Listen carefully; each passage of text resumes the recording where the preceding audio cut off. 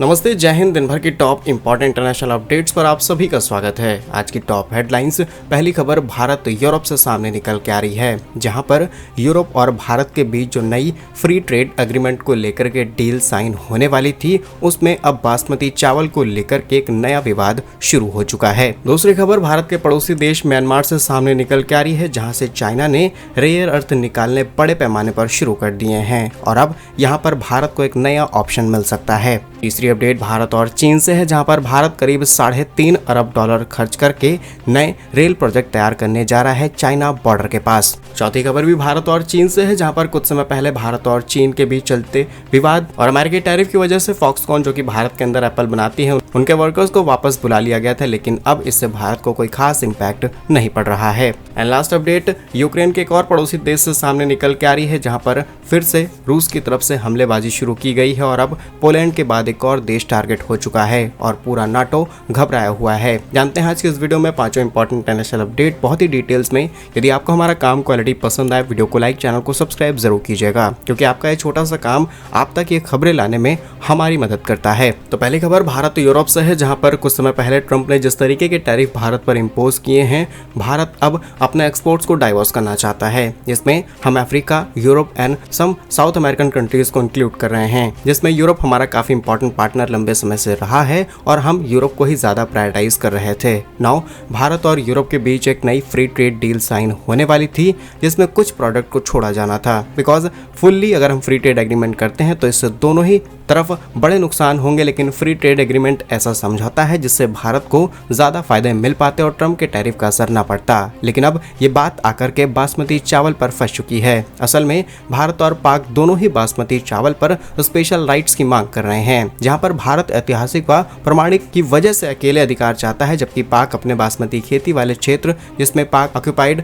कश्मीर भी शामिल है, उसको ट्रेडमार्क में शामिल करवाने का दबाव बना रहा है। चलिए कुछ पॉइंट्स में समझते हैं कि एग्जैक्टली मुद्दा क्या है। भारत 7 वर्षों से यूरोपियन यूनियन को बासमती और प्रोटेक्टेड जियोग्राफिकल इंडिकेशन, जिसे हम पीजीआई कहते हैं, इसके लिए आवेदन कर रहा है। पाक ने साल 2023 में खुद की परिभाषा व क्षेत्र घोषित करने के लिए आवेदन दिया। दूसरा पॉइंट, अगर यूरोपियन यूनियन भारत के पक्ष में फैसला करता है तो पाक को परेशानी और पाक निर्यातकों के लिए बासमती के नाम पर यूरोप में प्रीमियम रेट मिलना बंद हो जाएगा, जिसमें प्राइस लगभग $200 से $300 प्रति टन तक हो सकता है। पॉइंट नंबर 3, और यूरोप के अधिकारी इस कश्मकश से बचना चाहते हैं, क्योंकि भारत पाक का मुद्दा सिर्फ हमारे बीच का नहीं, अंतर्राष्ट्रीय कई संस्थाएं इसमें इन्वॉल्व हो जाती हैं और यूरोप अगर इसमें कूदता है तो ये डील यूनिडायरेक्शनल नहीं बल्कि बाई डायरेक्शनल हो सकती है और कॉन्फ्लिक्ट बड़ा हो सकता है, क्योंकि पाक के दावे में पीओके क्षेत्र शामिल है, जिसकी यूरोप द्वारा मान्यता भारत को नाराज कर सकती है। पॉइंट नंबर 4, साल 2024 और 25 में भारत का बासमती निर्यात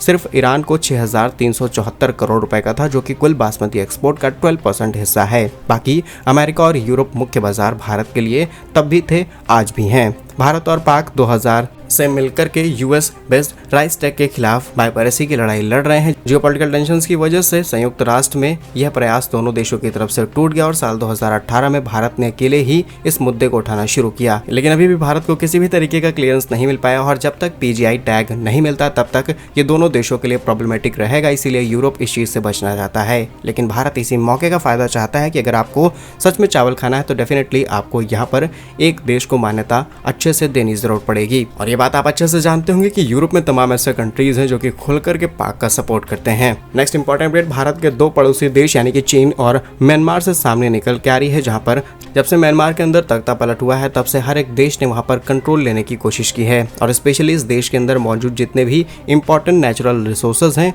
उन पर कब्जा करने की कोशिश की गई और इसमें सबसे बड़ा नाम चीन का ही सामने निकल के आया, जहां से चीन ने रेयर अर्थ एलिमेंट्स और मेटल्स निकालने शुरू कर दिए और न सिर्फ निकाले गए हैं बल्कि उस राज्य जहां पर विद्रोहियों ने कंट्रोल कर लिया है उनके साथ मिलकर के बहुत ज्यादा ये रेयर अर्थ इंपोर्ट करने शुरू कर दिए हैं। अब आप जानते होंगे कि चाइना आज के समय में सिर्फ अपने रेयर अर्थ के दम पर पूरी दुनिया को हिला सकता है, क्योंकि चाइना ने जैसे ही रेयर अर्थ की सप्लाई पूरी दुनिया में रोकी, अमेरिका जैसे देशों ने तुरंत टैरिफ हटा लिए हैं। तो आप खुद ही समझ सकते हैं कि कितनी बड़ी ताकत है चाइना। आगे चल के भारत के साथ भी कुछ ऐसी डील्स हो सकती हैं म्यांमार के अंदर और अब इससे ग्लोबल सप्लाई चेन पर भी इम्पैक्ट आ सकता है। इंटरनेशनल ऑर्गेनाइजेशंस में ये बात होने वाली है और जल्द ही म्यांमार के अंदर सिचुएशन कैसे काबू में लाई जाए इस पर बातचीत की जाएगी, क्योंकि चीन ने म्यांमार से लगभग 1.7 लाख टन, जो कि लगभग एफिल टावर के वजन के बराबर है, इतना रेयर अर्थ यहाँ से निकाल करके अपने देश ले जा चुका है। तो क्या आपके हिसाब से भी भारत को कुछ ऐसे काम करने चाहिए जिससे हमारी रेयर अर्थ की सप्लाई पड़ोस से ही पूरी हो जाए, हमें किसी भी और देश के पास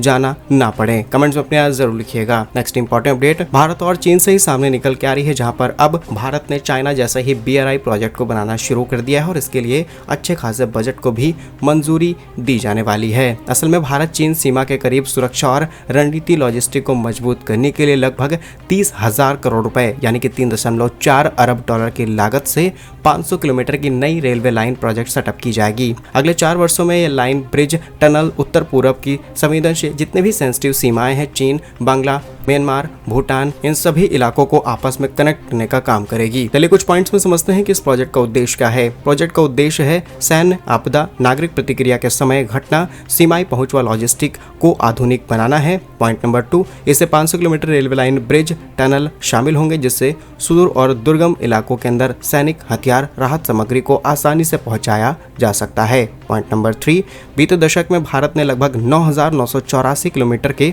नए हाईवे बनाए हैं, जिसमें करीब 1.7 लाख करोड़ लागत आई और करीब 5,055 किलोमीटर के हाईवेज अभी अंडर कंस्ट्रक्शन है और आगे चल के ये कंस्ट्रक्शन पूरी तरीके से कंप्लीट होंगे। वहीं उत्तर पूर्व में लगभग 1,700 किलोमीटर की नई रेलवे लाइन बिछाई गई हैं। अग्रिम हवाई अड्डे, यहाँ पर एडवांस हवाई अड्डे भी लैंड ग्राउंडिंग फैसिलिटीज के साथ तैयार किए जाएंगे और जो एग्जिस्टिंग हवाई अड्डे हैं उनको रिस्टोर करके उनका पूरा रीडेवलपमेंट किया जाना है, ताकि हेलीकॉप्टर और मिलिट्री एयरक्राफ्ट भी आसानी से उतारे जा सकें। और लास्ट सबसे इंपॉर्टेंट, जम्मू कश्मीर के बारामूला और लास्ट इंपॉर्टेंट जम्मू कश्मीर के बारामूला तक रेल विस्तार, पाक सीमा पर लगभग 1450 किलोमीटर की नई सड़कें और डोकलाम भूटान सीमा पर इंफ्रास्ट्रक्चर अपग्रेड जैसे कार्य भी इसी नीति का हिस्सा हैं, जो कि सरकार की तरफ से लिया गया एक बहुत ही अच्छा निर्णय है। नेक्स्ट इंपॉर्टेंट अपडेट भारत चीन अमेरिका से सामने निकल के आ रही है, जहां पर अमेरिका ने जैसे ही भारत पर टैरिफ इंपोज किया उसके बाद चीन पर टैरिफ लगाए। चीन ने गुस्से में आकर के फॉक्सकॉन कंपनी, जो कि है तो ताइवान की कंपनी, लेकिन इस कंपनी के इंजीनियर्स अपने देश में वापस बुला लेता है। असल में ताइवान की कंपनी भारत के अंदर एप्पल फोन बनाने का काम करती है और इसमें से